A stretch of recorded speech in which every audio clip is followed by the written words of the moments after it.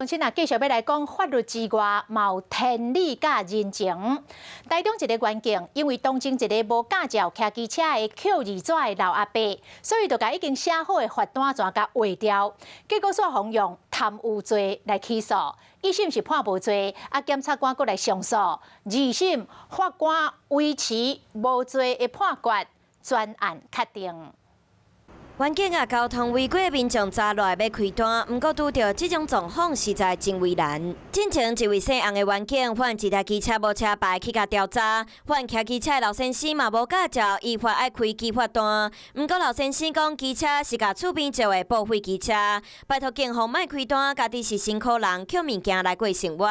环境当时真同情老先生，嘛是坐去厝边因兜了解状况，确实是和老先生所讲的同款，所以伊就甲已经 填好的机罚单划掉，无要开单。不过过无几天，这位姓洪的员警伫路口发现一位姓林的先生弄红灯倒滑，对伊开单，资料说填伫顶摆互老先生的迄张机罚单，互林先生感觉怪怪来申诉，代志才现光。员警互检察官依照违反贪污治罪起诉。一审判决伫判决书写，法官认为对方无熟悉，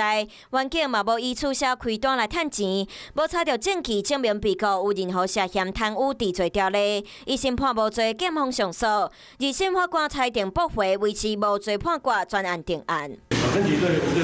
判决的确定予以尊重。检方讲尊重司法判决，不过员警伫开单的时，若是有修改，应该安怎做？如果说是无伤大雅之处，比如说像时间日期之类的，那个都还好，都可以做修正，然后我们会盖指明章以示负责。但是如果说涉及到个资，必须就是要撤销。然后撤销的话，就建议同仁说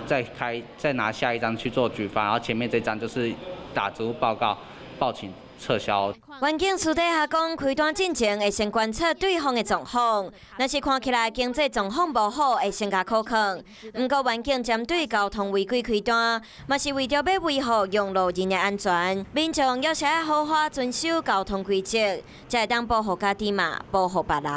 Hello， 大家好，我是乃瑜，要教给大家2个任务。第一个，华视新闻的脸书专页，你按赞了吗？还有华视新闻的 YouTube 频道，赶紧订阅起来，还要记得按赞，开启小铃铛哦。